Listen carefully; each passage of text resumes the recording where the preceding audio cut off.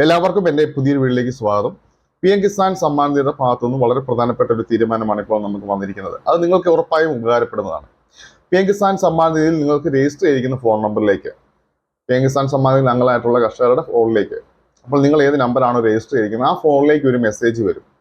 ആ മെസ്സേജ് വരുന്നതിൽ ആദ്യം വരുന്നത് നമുക്ക് കസ്റ്റമർ കെയർ സർവീസ് എന്നുള്ളതാണ്. ആ നമ്പറിൽ നമുക്ക് 24/7 കസ്റ്റമർ സർവീസുമായിട്ട് കോൺടാക്ട് ചെയ്യാം. പക്ഷേ ഒറ്റൊരു പ്രോബ്ലം മാത്രമേ ഉള്ളൂ. നമ്മൾ PM കിസാൻ സമ്മാൻ നിധിയിൽ കൊടുത്തിരിക്കുന്നത് രജിസ്റ്റർ ചെയ്തിരിക്കുന്ന ഫോൺ നമ്പറിൽ നിന്ന് മാത്രമേ നമുക്ക് ആ ഒരു കോൾ ചെയ്യാനായിട്ട് സാധിക്കുകയുള്ളൂ. അല്ലാതെ മറ്റുള്ളൊരു ഫോണിൽ നിന്ന് നമുക്ക് അതിനകത്ത് വിളിക്കാൻ സാധിക്കില്ല. PM കിസാൻ സമ്മാൻ നിധിയിൽ നമ്മൾ ഏത് നമ്പറാണോ കൊടുത്തിരിക്കുന്നത് ആ കൊടുത്തിരിക്കുന്ന നമ്പറിൽ മാത്രമേ നമുക്ക് ആ നമ്പറിലേക്ക് വിളിക്കാനായിട്ട് സാധിക്കുകയുള്ളൂ. അതുപോലെ തന്നെ രണ്ടാമത്തെ നമ്പർ എന്നുള്ളത് നമുക്ക് ആഡ് ചെയ്ത് വാട്സപ്പിൽ യൂസ് ചെയ്യാം. ആ വാട്സപ്പ് നമ്പറിൽ ഇത് ആഡ് ചെയ്ത ശേഷം നമ്മുടെ രജിസ്ട്രേഷൻ നമ്പർ അവിടെ ടൈപ്പ് ചെയ്ത് കൊടുക്കുക. ടൈപ്പ് ചെയ്ത് കൊടുത്ത് എൻ്റർ ചെയ്ത് കഴിയുമ്പോഴത്തേക്കും നമ്മുടെ ഫുൾ ഡീറ്റെയിൽസ്, നമ്മൾ PM കിസാൻ സമ്മാൻ നിധിയിൽ നമ്മൾ രജിസ്റ്റർ ചെയ്യുന്ന നമ്മുടെ പേരും കാര്യങ്ങളും എല്ലാം ഫുൾ ഡീറ്റെയിൽസ് നമുക്ക് അവിടെ വാട്സപ്പിൽ വരുന്നതാണ്. വരുന്ന കഴിയുമ്പോഴത്തേക്ക് ഈ ഒരു കാര്യം അവരവിടെ രജിസ്റ്റർ ചെയ്ത് വെക്കും. പിന്നെ നിങ്ങൾക്ക് പിന്നീട് വരുന്ന എന്ത് കംപ്ലൈൻറ്റുകളും നിങ്ങൾക്ക് അവിടെ കൊടുക്കാവുന്നതാണ്. പേയ്മെന്റ് പരമായിട്ടുള്ളതോ KYC പരമായിട്ടുള്ളതോ ലാൻഡ് സീഡിംഗ് പരമായിട്ടുള്ള എന്ത് കംപ്ലൈൻറ്റുകൾ നിങ്ങൾക്ക് അത് കൊടുക്കാൻ സാധിക്കുന്നതാണ്. അതിൻ്റെ ലോഞ്ച് മാത്രമാണ് നടന്നിരിക്കുന്നത്.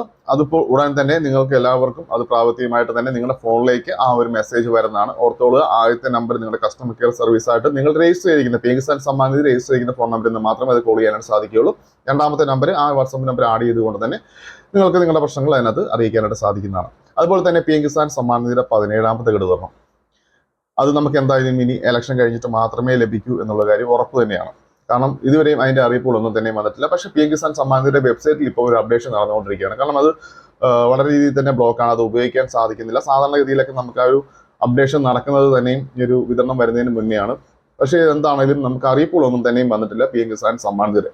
അതുപോലെ തന്നെ മുടങ്ങിയിട്ടുള്ള കർഷകർക്ക്, അത് നമ്മൾ 8 ദിവസം മുമ്പേ തന്നെ ചെയ്തിട്ടുള്ളതാണ്. PM കിസാൻ സമ്മാൻ നിധി മുടങ്ങിയിട്ടുള്ള കർഷകർക്ക് വിതരണം ആരംഭിച്ചിട്ടുണ്ട് എന്നുള്ളത്. പക്ഷേ അത് നിങ്ങൾക്ക് എല്ലാം മുടങ്ങിയിട്ടുള്ളവർക്കല്ല, അത് ആദ്യം ശ്രദ്ധിക്കുക. മറ്റുള്ള